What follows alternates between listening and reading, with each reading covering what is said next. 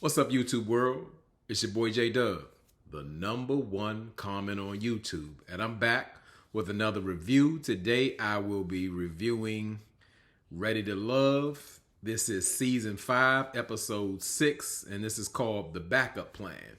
And before I get started, for those who are new to my channel, I do a detailed review of reality shows. I don't quite do every single scene, but I pick out certain details or talk about scenes. And as for you, I look for you to get down into those comments, because with this channel, it's all about the comments. Not about the likes, not about the subscriptions, but the comments. This is what I do this for. We get down in the comments and have fun, debate back and forth, have some laughs, even some learning lessons. And the only thing I've asked is just be respectful to each other. To me, the motto of this channel is say what you say. So you want to say something about the characters on TV, however you want it, please do. Feel free. If you're not used to commenting, feel free to get down, get warmed up on this channel. Because, again, this is where this channel is all about, the comments. So let's go ahead and get into the episode. It started out with the men's lounge, and they're at OC Prime Steaks, which of course is not in Potomac. Nothing is in Potomac, so I'll give you a disclaimer ahead of time in every scene, because they made that up, but it's in Ashburn, Virginia. Actually, this OC Prime Steaks is where Demetrius and AP had their first date. It's about maybe about 45 minutes outside of DC, with let's say where the Washington Commanders, because they have to change the name, formerly the Redskins practice facility is. And Tommy lets them know the guy's assignment is to take out the lady who is the backup plan, which I didn't really like the sound of that, because Tommy says it's all about respect with the women and all of that. I could think he would say like maybe someone you had a connection with but isn't quite your first choice or something like that. You know, that was it just didn't sound right, because Tommy's always like, now, first things first, we have to have respect for these ladies. We do it gently and easily and all that kind of stuff. So it didn't come off that way. So going right into it, the first date with the backup date is Eric, and his second option is Carmen, who he originally told that was his first option. So I don't know, Carmen should be confused. Maybe she doesn't really know the assignment. So they're having a date at Liv's Grill. Liv's Grill is in Columbia, Maryland. Probably about 45 minutes outside of DC, maybe about 30 minutes from Baltimore, just to kind of give you a feel of it. And Eric, to me, he just comes off as like just fraudulent. As I said, he's already flip-flopped and told Dakia he's going to be in a relationship with her. Then he told Carmen, hey, I'm going to be, you're my #1 pick. And then they just get to going back and forth talking about, he's feeling her. And Carmen's like, well, you should need to feel me more often. And then he grabs her and says, ooh, Eric is not living in his truth, and he's playing a game. He's being strategic. As I said, my opinion, I always thought them knowing each other and have done business with each other is a conflict of interest, which to me taints the process. A lot of people disagree, but that's okay. It's my opinion. And Eric told Carmen that he really didn't have a chance to connect with Carmen fully, like I guess since their last interaction, because someone was hovering over him a little bit too long. And I think that's the kind of like a snaky move. And I hate to use the term snake. That's just, snake, because guess what? I'm a snake lover. That's surprising. A little fun fact about J-Dub. But I could go into that. Those are my pets. I don't have a dog. I don't have a cat. I have snakes. But anyway, we can talk about that another day. He was referring to Dakia. And, as I guess when they were at the beach house, he was telling Dakia they are going to be in a relationship. And now, in Carmen's face, he's telling her that she was hovering. They never said her name, but I don't like the way Eric moves. That's why I say he's like a fraud. He's a flip-flopper. He goes back and forth. And to me, it's like him sitting down with a former boss, even though he's self-employed, as somebody he works with or does business with. So it just seems like he's kind of buttering up to. Let me take that back, because that sounds like Eric using them cooking reference, and I think that is so corny. He's showing favor to Carmen, now that he's in her face, and he even lets Carmen know that on his last date, he didn't say a name, but we know who it is, that he actually kissed his date, and really wasn't nothing to it. And in Carmen's confession, she said that she expects a man just to do what what he's going to do when he's away, because it's a process. And Carmen also confessed that she can have Eric at any time that she wants, and I believe that. I mean, she seems to have like a power over him, and as I said, I go back to my thing. The process seems tainted because they've done business, and they do Carmen don't have a problem flirting, so Eric tries to do the little flirting and innuendos and like, yeah, she likes it and all that. I mean, it's just I don't like it. I don't like Eric. At this point, I thought he was coming in genuine when he initially met the kid, but I see that he's got two faces. So the next date is with Tina and Demetrius, and they have their first date. They're at a place called Cheese Teak, and that's a place in Arlington, Virginia, not Potomac. It's not too far from the place where Joy and Weird Laverne had that date at the party, and that's not too far from, for people may know, where the tragedy happened at the Pentagon. They're about like a mile apart, walking distance, pretty much. Not that far. You could actually walk if you wanted to, and they're doing their little wine and cheese thing, and Tina like pretty much reminds Demetrius, like, you called me on this date, because Demetrius knows assignment. Maybe, it's his second choice. But Tina was saying like, hey, you didn't even speak to me at the, I guess at the beach house party. And I mean, that doesn't surprise me, because that's Demetrius' MO. Even the people he knows, the women that are interested in him, he doesn't speak. And I would say, an observation, that's the kind of what do you call it, the climate that men have with like women they're not interested in, and in that they have so many choices in women, they don't even feel a need to put forth any effort at all. And then a lot of women go for that though. Like, they'll hit us like, oh, he's mysterious, he's laying back. It's like, he really not into you. He really not coming forward. Yeah, he might do something with you, but he ain't going to be about you. So I like that Tina kind of peeped that and kind of called him out on that.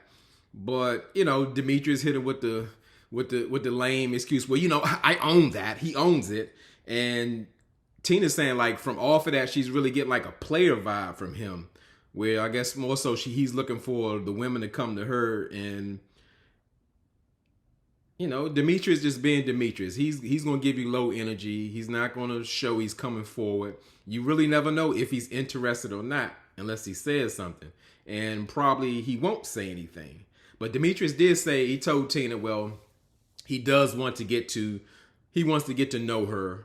And he wants to also let her know that he has intentions of being married. Like, he's just not going through the process for dating. He wants a wife. And hey, I've done my work. We talked about that before, about the player line. Like, yes, I've done my work, and I'm intentional about being intentional with my intentions. All that crap.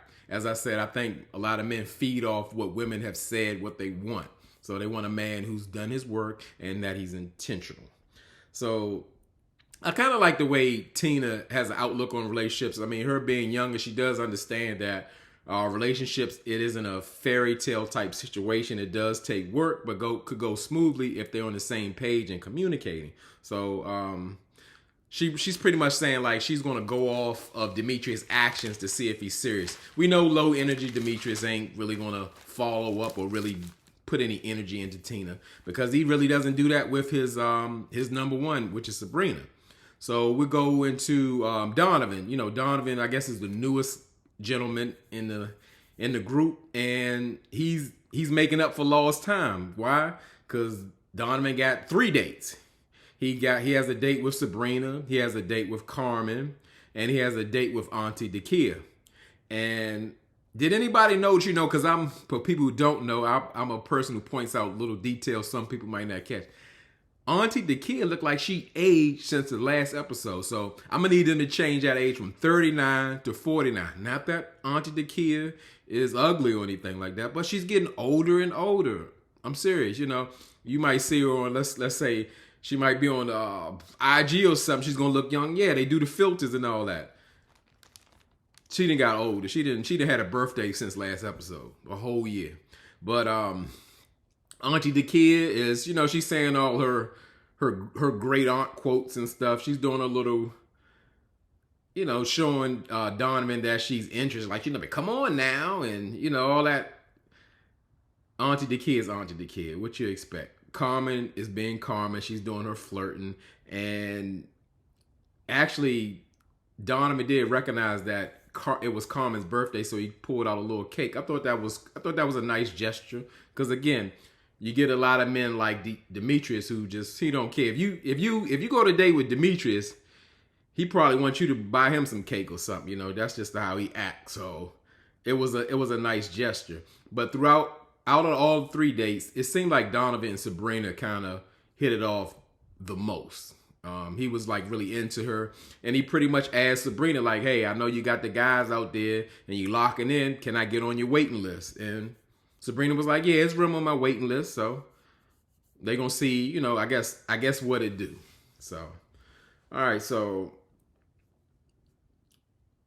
Clifton has a date. He has a date with Auntie Dakia as well, and they go to the where do they go? They go to the Muscle Bar, and that's in Arlington, Virginia, in the same places where I was telling you where like they had the pottery date and close to the Pentagon. And Auntie Dakia is doing her auntie thing. She's flirting hard. Auntie Dakia flirts, but she does it with like a bit of class. But it's no different than Carmen. Carmen is more like seductive. Auntie Dakia is just a little playful with it, but she's still flirting hard. She lets Clifton know she's glad that he see like on her date she's got some eye candy going on and all that, and it says Clifton just wanted like feed her oyster or mussel. I think it was an oyster. I mean, like he wants just to put something in her mouth. That's what Auntie Dakia do. She can flirt with class, not being like too over the top or getting offended. I guess it's like my auntie thing. You don't get too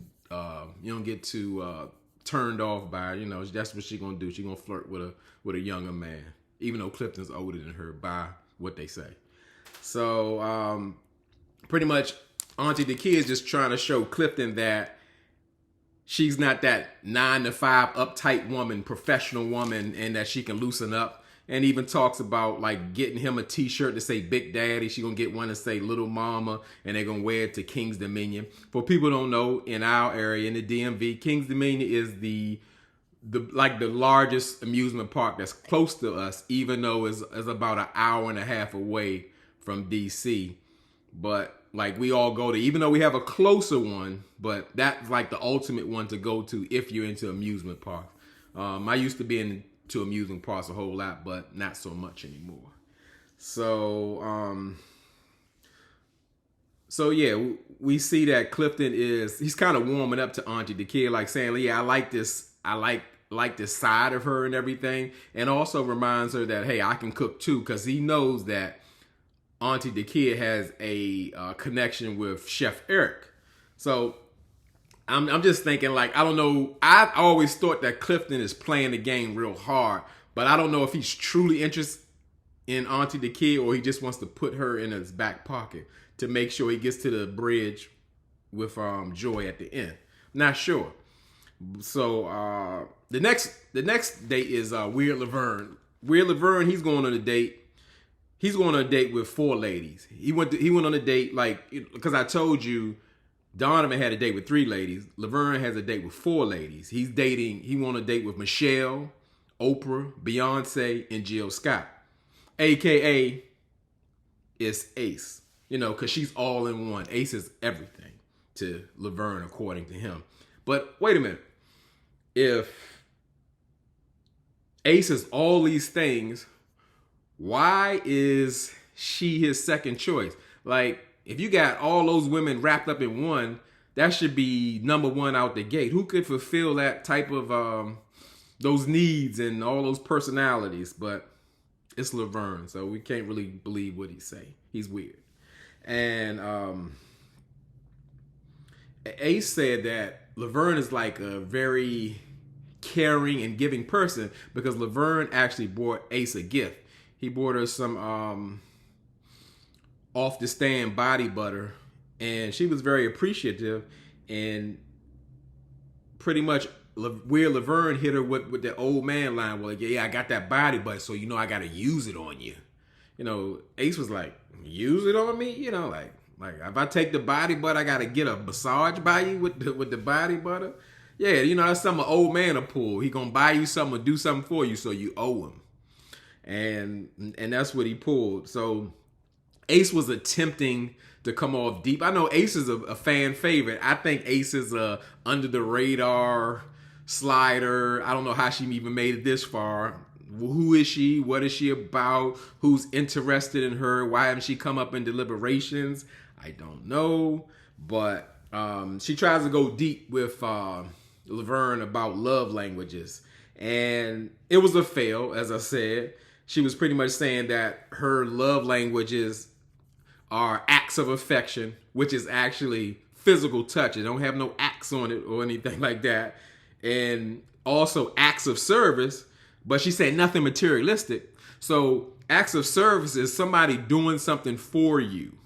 Whether you're sweeping the floor, washing the dishes, filling your gas tank up or something. But she said nothing materialistic. I think she means gifts, but we don't know. But Laverne pretty much had to break it down. He knew it that she was saying that acts of service is saying that, like, I guess doing something for you to show that they care. He's like, oh, you got it, brother. Like Laverne had turned into a genius and then hit him with a fist bump and everything. I'm like, there's no romantic connection there, but okay, she's Michelle, Oprah, who else? Jill Scott, and Beyonce. But okay. All right, let's go to the next date. When I was talking about old man lines or whatever, we gotta go keep going here because we got Tory and Precious. They go on a date, and he hit her with so many lines. I had to write this down. We gotta go down this list. That's how important this is. So when Precious comes in, he hit her with the line. The first line, that chair is just smiling because you sat in it. The chair is smiling because she sat in it. She should have got right back up and just walked on him. So she giving the date a chance, and he keeps going with it. And then while she sit down, he looking at her like, yeah. And he go hit her with another line. The girls are pointing at me, so you must be happy to see me. And Precious like, yeah, I can't help it. He looking like, talking about some nipple action. I felt sexually harassed, and he wasn't talking to me. It was crazy. And he's just a cornball. So in the old man voice, but he's young. What makes Precious tick? And Precious like, why? You want to make me tick? She was doing the best she can to kind of fend off the sexual harassment and awkward questions, but it ain't over. I got some more. What else he said? He said, well, you about to make me go back into the fetal position.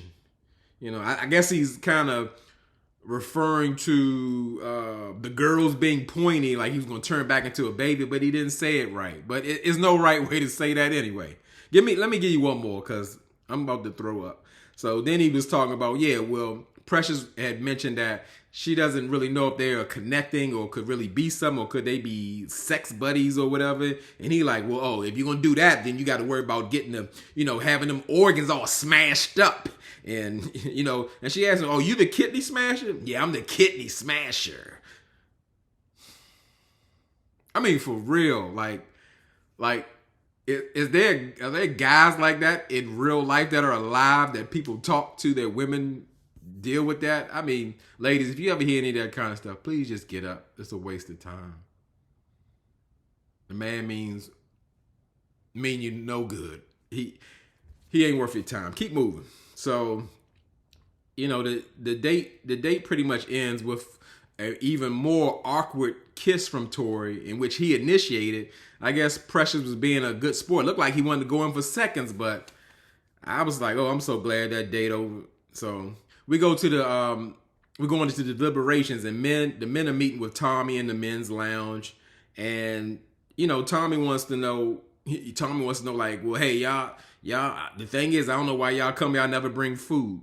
Like, Tommy, y'all sitting in a steakhouse for deliberations. Order some food or something. But maybe they just ordered the lounge part. The cooks weren't there. I don't know, but they got to find something to say. So they were just talking about the dates that they went on, and Eric said his second choice was Carmen. They went out, and he kind of compares her to Dakia, like Dakia is someone I could just eat all day, and Carmen is that sauce I'm stirring, and I'm like, whew. I had to take a breath on that one. That was just so bad. So Clifton said, he went out with Auntie Dakia, and Dakia kind of showed him another side, that she's not that 9 to 5 corporate professional time all the time. And of course, Laverne said Ace. He didn't talk about what type of woman Ace was. A woman Ace was. He was like, well, Ace is peace. Ace is calm. And, they even taking it a step further. They're planning holidays already. Everybody like, oh, you got the ring already? Like, hold up, Slim. Laverne is so over the top, and this is supposed to be, again, I remind everybody, this is supposed to be his second choice, but she's peace, she's calm. He's already, like, hitting her with the old man thing. I've already picked out your Christmas present for you. Like, yeah, I'm going to buy you something, so you got to, you know what's up. So anyway, and I guess in them talking about who they want or who they more interested in, Laverne tried to give like his Easter speech to the guys about that they need to be intentional, because what a woman's phrase is, to pull in the woman, you're being intentional, and the guys really just need to make a choice. And Eric found his way. He was like, yeah, I don't need all that advice. I do what I want to. Even Donovan said in his confessional, I won't be bullied. I hate that bully word in adult. That's just me. That's one of my pet peeves. Not as yours. And even Demetrius had to speak up and just saying like, yeah, man, about hearing all that advice, and they got into like a little back and forth or whatever about interrupting. It was just too much. Like, Laverne is to me, a very insecure person all the way around. Either, I can't wait till he go. I want them to, I need him to go too. Amongst y'all know who else I want to go. So as far as what the guys were feeling, they're not feeling Precious and Joy. And really, I was surprised that Joy was in it, but I do understand that that she's kind of locked in with Clifton. But I guess I skipped over that. Not that I really need to go in, because I said I'll go over every scene. Precious. Joy actually went out on a date with P.O., and that's the part I didn't get. Also, with P.O., P.O. doesn't have a connection with Joy at all. They did a date before, and they didn't hit it off. So I didn't get that. P.O. could have actually chosen Precious, or he could have actually chosen Tina, because he does have some type of connection with them. Maybe Tina stood up for him, got him to stay there, and he threw her away, but he could have picked anybody but Joy, because that is not he doesn't have a connection with her at all. And I guess I skipped over. I'm tired of Joy laughing at like a hyena. She always laughing at everything. I learned, I got that from Twisted Life TV. Once she pointed that out, I couldn't unsee it. Every time she's even when things ain't funny, she laughing. But some people do that. It's like a nervous thing or something. But so for the bottom two ladies, Precious and Joy, Demetrius, he asked Joy out. But what got confusing, like, he was really acting like he was having Joy on a real date. And Joy, in her confession, was saying, like, why am I here with Demetrius? We don't have any kind of connection at all. And, he's probably, and Demetrius still talking like, well, yeah, I brought you here to see, what connection we have. And Joy looking like, what kind of connection? We ain't got no connections. You think we got one? And he like, yeah, I do. It's from me. I just got to find out if it's between you. You don't have a connection. That's between two people. But Demetrius is weird. he should never be in a well, not a deliberation, like sending somebody home or speaking in public or whatever. He barely speaks to the women that like him. So it kind of pissed Joy off because she was pretty much saying like, I'm kind of getting tired of being open to the process. And she even talked about herself in third person. Like, well, Joy is just, she's just tired of this. And she's ready to be intentional about the person that she likes. And she just like kind of blew up on Demetrius. She was just like, for real, are you ready to love? Are you interested in anybody? Joy had a ladies' deliberation at her date with Demetrius. She wasn't playing. But it was like, whoa, it was kind of too much. And, he was just like, well, the guys feel you are still ready to love, but you've been put on notice like you're at the bottom. She's like, oh, okay. She got on him. She didn't have to go that hard on him, but who cares? It's Demetrius. So Clifton, he had a date with Precious, and Clifton did mention that, well, talking about like Precious at the bottom, but Precious feels like that stigma of party girl was put on her by Demetrius, which it was, because I believe that was his own choice of words, to do the party girl and to say, to tell AP, just forget about your dead husband and all that kind of stuff. He don't have a way with words. I don't even see what the ladies look at, but I guess they like the way he look. I guess they like a man with no eyebrows. That's cool. That's your thing. So Clifton, he did let Precious down easy to let her know that she wasn't ready to love, and Precious felt like, well, hey, I wouldn't change a thing of like what I would do. So she was very understanding about it, and that was pretty much it. They walked out hand in hand. Looked like they was going to have an after party. I don't know. With Clifton, you never know. So anything he's sliding in DMs or dealing with chicks on the side, even though he's not with Joy, but he is. So that was pretty much the next episode. But before I go off the episode, they did have a ladies meeting where, because I thought the show was over, but they had not a deliberation meeting to find out. They had to kind of not point Auntie Dakia out, but they had to ask every lady, how's the journey going? The kid's like, oh, I had a problem. I had a problem with Lil Man, Chef Eric. I just don't want to, he did something foul and I don't want to tape with him. I don't want to be around. So I might have to think about stepping back or self-eliminating. So it's going to be interesting to see what happened, because we always got scandals on this. Somebody don't know how to handle themselves. I think it's good for ratings. So who knows what it's really about. Hopefully it's nothing serious. Well, as I say, I appreciate y'all rocking with me. As I tell y'all, please, please, please get down in the comments. Tell me what you think. Something I forgot. Your thoughts. Like I said, just getting down in them comments.